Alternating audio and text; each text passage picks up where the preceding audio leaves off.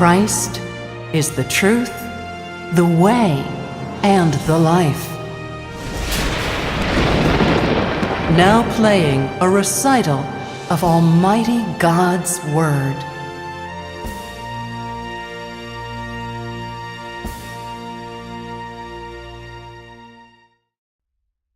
God Himself, the unique, 3. God's authority, 2. Death, the 6th juncture.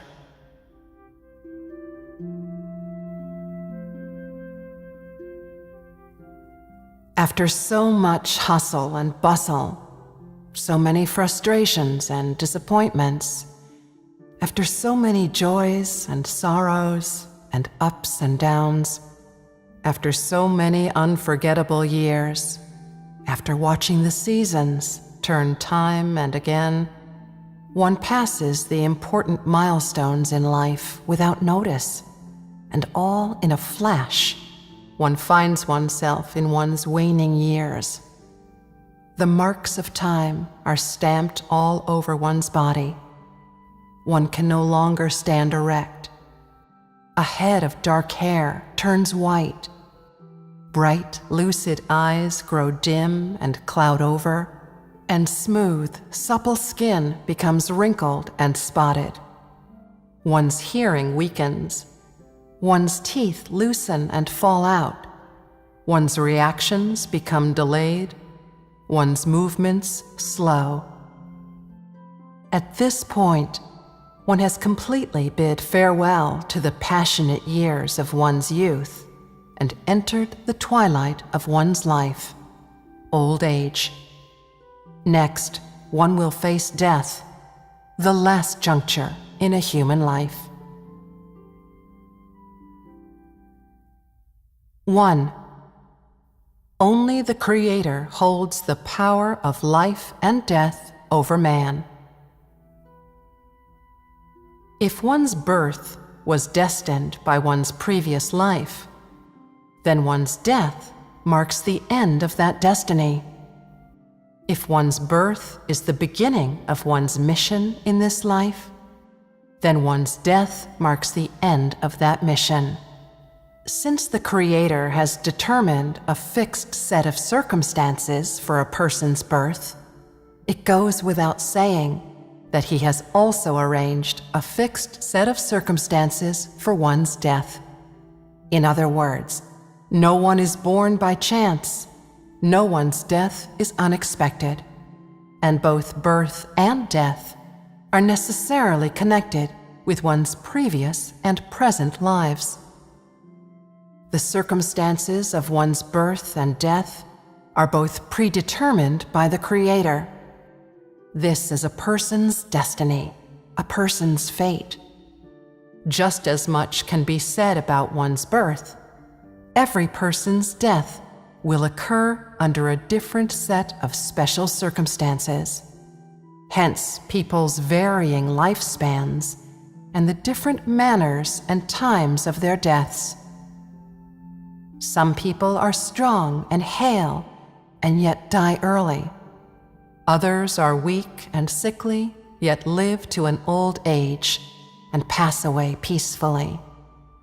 Some perish of unnatural causes, others of natural ones.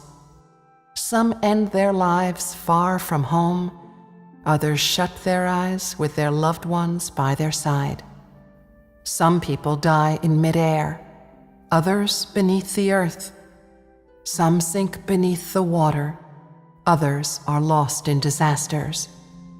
Some die in the morning, others at night.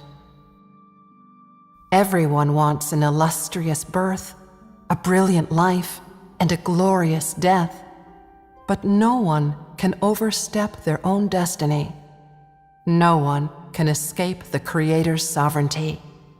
This is human fate. Man can make all kinds of plans for his future, but no one can plan the manner and time of their birth and of their departure from the world. Though people do their best to avoid and resist the coming of death, yet still unbeknownst to them, death silently draws near.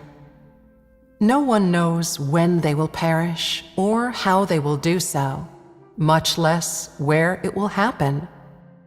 Obviously, it is not humanity that holds the power of life and death, not some being in the natural world, but the Creator, whose authority is unique. Mankind's life and death are not the product of some law of the natural world, but a consequence of the sovereignty of the Creator's authority. 2. One who does not know the Creator's sovereignty will be dogged by the fear of death. When one enters old age, the challenge one faces is not providing for a family or establishing one's grand ambitions in life, but how to bid farewell to one's life, how to meet the end of one's life, how to put the period at the end of one's own existence.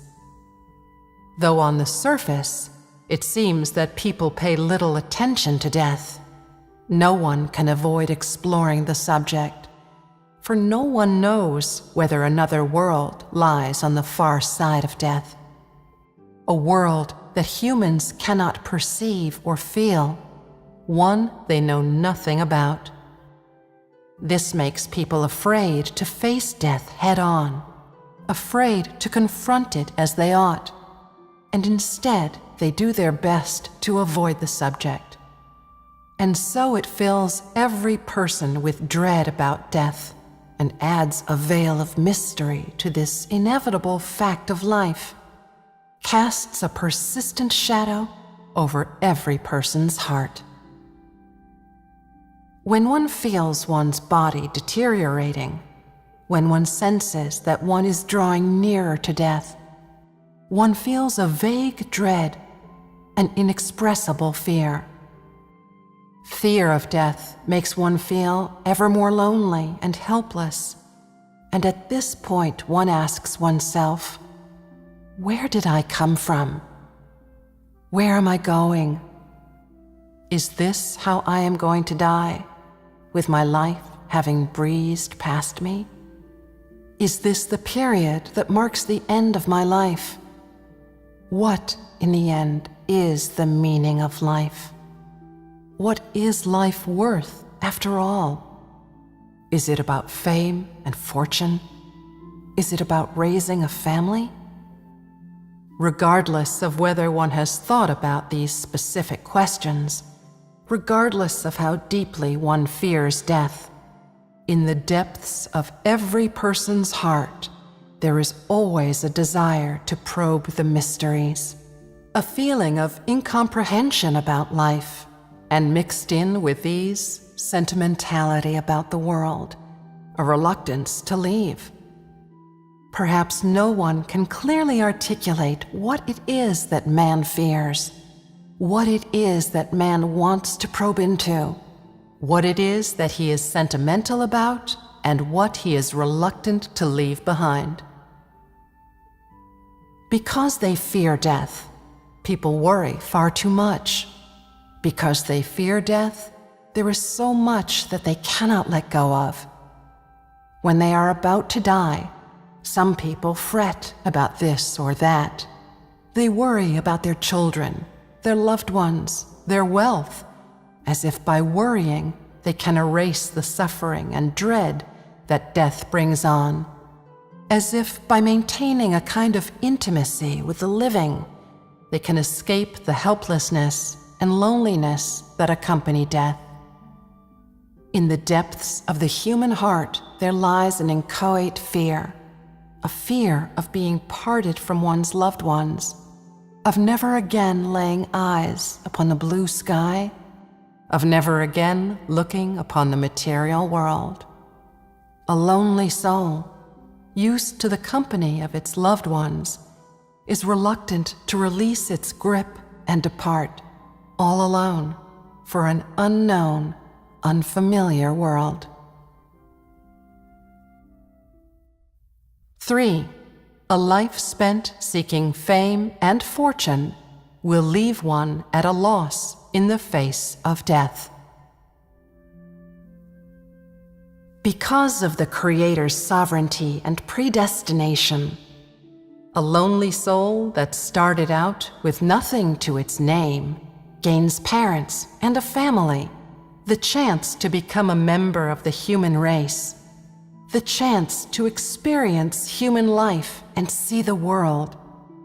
And it also gains the chance to experience the Creator's sovereignty, to know the marvelousness of the creation by the Creator, and most of all, to know and become subject to the Creator's authority.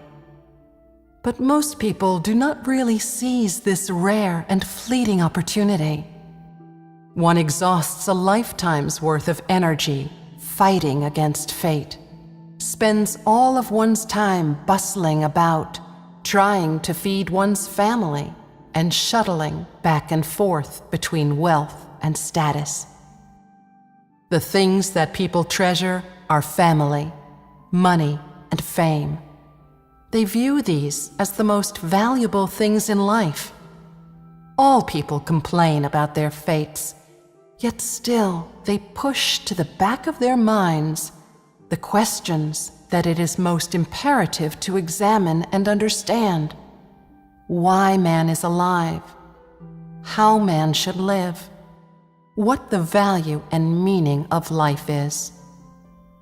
All of their lives, however many years that may be, they just rush about seeking fame and fortune until their youth has fled, until they become gray and wrinkled, until they see that fame and fortune cannot stop one's slide towards senility, that money cannot fill the emptiness of the heart, until they understand that no one is exempt from the law of birth, aging, sickness, and death, that no one can escape what fate has in store. Only when they are forced to confront life's final juncture do they truly grasp that even if one owns millions in property, even if one is privileged and of high rank, no one can escape death. Every person will return to his or her original position. A solitary soul with nothing to its name. When one has parents, one believes that one's parents are everything. When one has property, one thinks that money is one's mainstay, that it is one's asset in life. When people have status, they cling tightly to it and would risk their lives for its sake. Only when people are about to let go of this world do they realize that the things they spent their lives pursuing are nothing but fleeting clouds, none of which they can hold on to, none of which they can take with them, none of which can exempt them from death, none of which can provide company or consolation to a lonely soul on its way back, and least of all, none of which can give a person salvation, allow them to transcend death.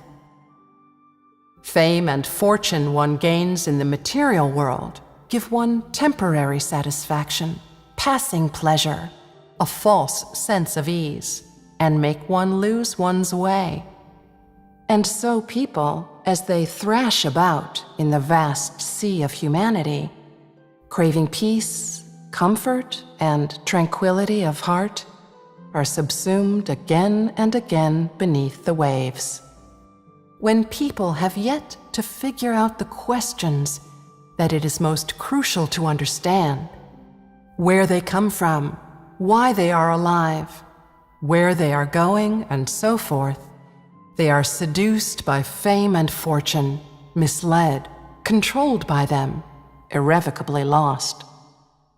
Time flies. Years pass in an eye blink. Before one realizes it, one has bid farewell to the best years of one's life. When one is soon to depart from the world, one arrives at the gradual realization that everything in the world is drifting away, that one can no longer hold on to the things one possessed, then one truly feels that one still owns nothing at all, like a wailing infant that has just emerged into the world.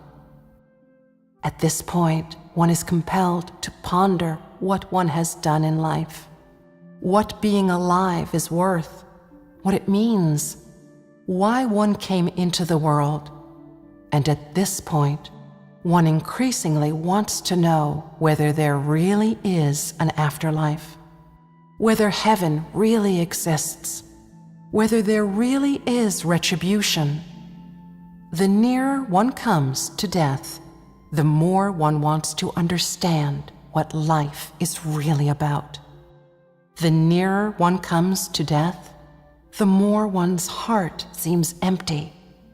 The nearer one comes to death, the more helpless one feels, and so one's fear of death grows greater by the day. There are two reasons why people behave this way as they approach death. First, they are about to lose the fame and wealth upon which their lives have depended, are about to leave behind everything visible in the world. And second, they are about to confront, all alone, an unfamiliar world, a mysterious, unknown realm where they are afraid to set foot, where they have no loved ones and no means of support. For these two reasons, everyone who faces death feels uneasy, experiences a panic and a sense of helplessness that they have never known before. Only when people actually reach this point do they realize that the first thing one must understand when one sets foot on this earth is where human beings come from, why people are alive, who dictates human fate, who provides for and has sovereignty over human existence. These are the true assets in life, the essential basis for human survival. Not learning how to provide for one's family or how to achieve fame and wealth, not learning how to stand out from the crowd or how to live a more affluent life, much less learning how to excel and to compete successfully against others. Though the various survival skills that people spend their lives mastering can offer an abundance of material comforts, they never bring one's heart true peace and consolation, but instead make people constantly lose their direction, have difficulty controlling themselves, miss every opportunity to learn the meaning of life, and they create an undercurrent of trouble about how to properly face death. In this way, people's lives are ruined. The Creator treats everyone fairly, giving everyone a lifetime's worth of opportunities to experience and know His sovereignty. Yet it is only when death draws near, when the specter of death hangs over one, that one begins to see the light, and then it is too late. People spend their lives chasing after money and fame. They clutch at these straws, thinking they are their only means of support, as if by having them they could keep on living, could exempt themselves from death. But only when they are close to dying do they realize how distant these things are from them, how weak they are in the face of death, how easily they shatter, how lonely and helpless they are with nowhere to turn. They realize that life cannot be bought with money or fame, that no matter how wealthy a person is, no matter how lofty his or her position is, all people are equally poor and inconsequential in the face of death. They realize that money cannot buy life, that fame cannot erase death, that neither money nor fame can lengthen a person's life by a single minute, a single second. The more people feel this way, the more they yearn to keep on living. The more people feel this way, the more they dread the approach of death. Only at this point do they truly realize that their lives do not belong to them, are not theirs to control, and that one has no say over whether one lives or dies, that all of this lies outside of one's control. And sorrows and ups and downs, after so many unforgettable years, after watching the seasons turn time and again, one passes the important milestones in life without notice, and all in a flash, one finds oneself in one's waning years. The marks of time are stamped all over one's body, slow. At this point, one has completely bid farewell to the passionate years of one's youth and entered the twilight of one's life, old age. Next, one will face death, the last juncture in a human life. 1.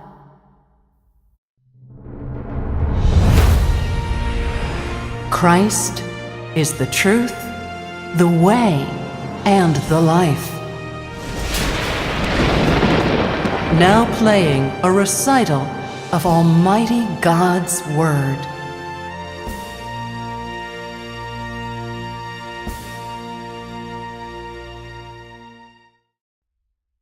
God Himself, the unique. 3. God's authority. 2. Death, the sixth juncture.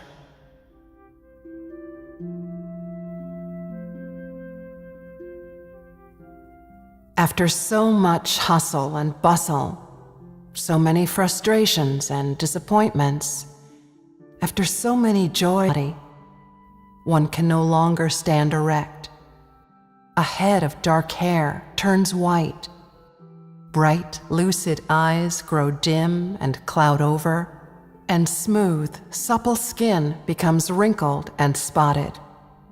One's hearing weakens. One's teeth loosen and fall out. One's reactions become delayed. One's movement